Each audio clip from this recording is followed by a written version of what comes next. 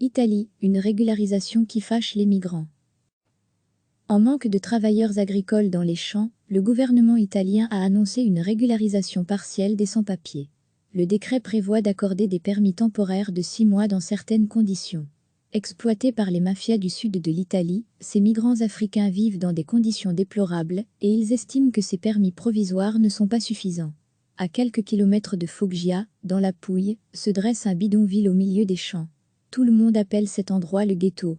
Chaque matin, les caporaux passent sur la route pour choisir leurs hommes. Ces mafieux exploitent les migrants pour proposer de la main-d'œuvre à bas prix aux exploitants agricoles. Des baraques en tôle ou des vieilles caravanes s'entassent pour loger des milliers de migrants. Degré à lire aussi, après l'annonce de la réouverture de ses frontières, l'Italie prépare ses plages à un été à l'abri du coronavirus. Lorsqu'il pleut, le ghetto se transforme en champ de boue. Regardez comment on vit ici, même les animaux ne vivent pas ainsi, crie un homme les pieds dans la boue. Seuls des Africains vivent dans le ghetto, tous arrivés clandestinement ces dernières années. Quand commence la saison des tomates, nous sommes entre 4 et 5 000 personnes à vivre ici, ça varie un peu, mais avec ce virus, comme le pays est malade et que les routes sont fermées, nous sommes un peu moins nombreux, car beaucoup ne sont pas encore revenus. Ibra Diouf est sénégalais. Il est arrivé en Italie en 2016. Il est le seul à accepter de nous montrer ses conditions de vie.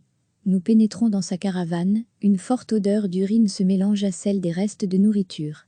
Voilà, ceci est ma maison, dit humblement ce géant, tout en muscles. Vous voulez quelque chose? Un café? Point d'interrogation. Ibra travaille 10 heures par jour dans les champs. Pour le moment, c'est la récolte des asperges, ensuite ce seront les tomates puis les olives. Il nous montre un tas de fiches de paie en affirmant qu'elles sont fausses et que sans contrat de travail légal, il ne pourra pas obtenir le permis de 6 mois promis par le gouvernement. Ce n'est pas un problème de travail, c'est un problème de document, pas de travail. Pour nous aider réellement, il faut nous accorder un document valable 2 ans ou même 5 ans. Alors oui, cela aiderait réellement les personnes comme moi. Car tu as vu des blancs travailler ici? Non. Seulement des noirs. Dans le ghetto, seuls 10% des migrants ont un permis en règle, les autres sont illégaux, entre autres, à cause de la loi Salvini, une loi qui a bloqué les permis pour raisons humanitaires. Mais avec le coronavirus, les ouvriers agricoles d'Europe de l'Est ne sont pas rentrés en Italie, et dans les champs, les légumes pourrissent sur pied. Voilà pourquoi le gouvernement a annoncé cette régularisation partielle, pour faire sortir de l'ombre les invisibles. Degré à lire aussi, asile et migration, la peur du coronavirus ne ralentit pas le flux de migrants à travers le Sahara. Cette régularisation partielle annoncée par le gouvernement n'est pas du goût des associations d'aide aux migrants. Ce n'est pas la loi que nous souhaitions, explique Yvan Sagnet, un activiste camerounais installé en Italie et qui a fondé l'association NoCap, qui lutte contre l'exploitation des migrants par les caporaux. C'est une loi qui se limite seulement à l'utilité du travailleur immigré et qui ne se base pas sur les droits, mais sur l'économie. Mais c'est quand même un pas en avant et nous estimons que sur les 600 000 sans-papiers qui vivent en Italie, 200 000 seront régularisés au moins pour 6 mois. Car voilà seuls les sans-papiers qui réussiront à convaincre un employeur de leur procurer un contrat dans l'agriculture ou l'aide à domicile seront régularisés. Après 6 mois, si leur contrat est prolongé, ils pourront obtenir un permis de travail à plus long terme. Les autres migrants peuvent demander le permis temporaire seulement si leur permis de séjour est périmé depuis le 31 octobre 2019. Degré à lire aussi, craignant pour ses récoltes, la Grèce assouplit ses frontières pour les travailleurs saisonniers exploités par les caporaux mafieux, illégaux depuis trop longtemps. Bien peu d'habitants des ghettos pourront donc faire partie du lot. Jeudi, ils ont organisé une manifestation pour défendre leurs droits. Pour l'instant nous sommes comme des morts vivants, nous avons quitté nos pays pour venir ici et vous avez besoin de nous tout, comme nous avons besoin de vous, dit un jeune migrant. Il demande une régularisation sans condition. Voilà pourquoi le 21 de chaque mois, ils ont décidé de se croiser les bras, de ne pas ramasser les légumes. C'est la grève des invisibles. En manque de travailleurs agricoles dans les champs, le gouvernement italien a annoncé une régularisation partielle des sans-papiers. Le décret prévoit d'accorder des permis temporaires de 6 mois dans certaines conditions. Exploités par les mafias du sud de l'Italie, ces migrants africains vivent dans des conditions déplorables et ils estiment que ces permis provisoires ne sont pas suffisants. À quelques kilomètres de Foggia, dans la Pouille, se dresse un bidonville au milieu des champs. Tout le monde appelle cet endroit le ghetto. Chaque matin, les caporaux passent sur la route pour choisir leurs hommes. Ces mafieux exploitent les migrants pour proposer de la main-d'œuvre à bas prix aux exploitants agricoles. des baraques en tôle, où des vieilles caravanes s'entassent pour loger des milliers de migrants. À lire aussi, après l'annonce de la réouverture de ses frontières, l'Italie prépare ses plages à un été à l'abri du coronavirus. Lorsqu'il pleut, le ghetto se transforme en champ de boue. Regardez, comment on vit ici, même les animaux ne vivent pas ainsi, crie un homme les pieds dans la boue. Seuls des Africains vivent dans le ghetto, tous arrivés clandestinement ces dernières années.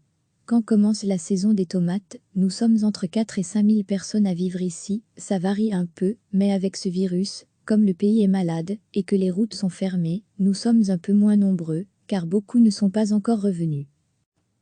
Ibra Diouf est sénégalais. Il est arrivé en Italie en 2016.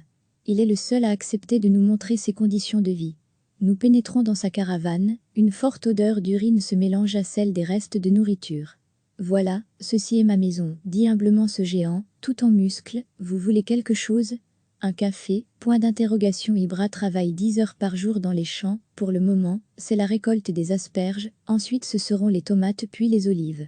Il nous montre un tas de fiches de paie en affirmant qu'elles sont fausses, et que sans contrat de travail légal, il ne pourra pas obtenir le permis de 6 mois promis par le gouvernement. Ce n'est pas un problème de travail, c'est un problème de document, pas de travail.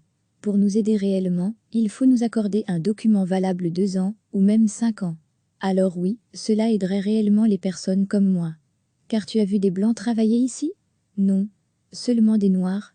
Dans le ghetto, seuls 10% des migrants ont un permis en règle, les autres sont illégaux, entre autres, à cause de la loi Salvini, une loi qui a bloqué les permis pour raisons humanitaires. Mais avec le coronavirus, les ouvriers agricoles d'Europe de l'Est ne sont pas rentrés en Italie, et dans les champs, les légumes pourrissent sur pied. Voilà pourquoi le gouvernement a annoncé cette régularisation partielle, pour faire sortir de l'ombre les invisibles. À lire aussi, asile et migration, la peur du coronavirus ne ralentit pas le flux de migrants à travers le Sahara. Cette régularisation partielle annoncée par le gouvernement n'est pas du goût des associations d'aide aux migrants. Ce n'est pas la loi que nous souhaitions, explique Yvan Sagnet, un activiste camerounais installé en Italie et qui a fondé l'association NoCap, qui lutte contre l'exploitation des migrants par les caporaux. C'est une loi qui se limite seulement à l'utilité du travailleur immigré et qui ne se base pas sur les droits, mais sur l'économie. Mais c'est quand même un pas en avant, et nous estimons que sur les 600 000 sans-papiers qui vivent en Italie, 200 000 seront régularisés au moins pour 6 mois. Car voilà seuls les sans-papiers qui réussiront à convaincre un employeur de leur procurer un contrat dans l'agriculture ou l'aide à domicile seront régularisés. Après 6 mois, si leur contrat est prolongé, ils pourront obtenir un permis de travail à plus long terme. Les autres migrants peuvent demander le permis temporaire seulement, si leur permis de séjour est périmé depuis le 31 octobre 2019. À lire aussi, craignant pour ses récoltes, la Grèce assouplit ses frontières pour les travailleurs saisonniers exploités par les caporaux mafieux, illégaux depuis trop longtemps. Bien peu d'habitants des ghettos pourront donc faire partie du lot. Jeudi, ils ont organisé une manifestation pour défendre leurs droits. Pour l'instant nous sommes comme des morts vivants, nous avons quitté nos pays pour venir ici et vous avez besoin de nous tout, comme nous avons besoin de vous, dit un jeune migrant. Il demande une régularisation sans condition. Voilà pourquoi le 21 de chaque mois, ils ont décidé de se croiser les bras, de ne pas ramasser les légumes. C'est la grève des invisibles. Cliquez sur s'abonner pour recevoir les dernières nouvelles.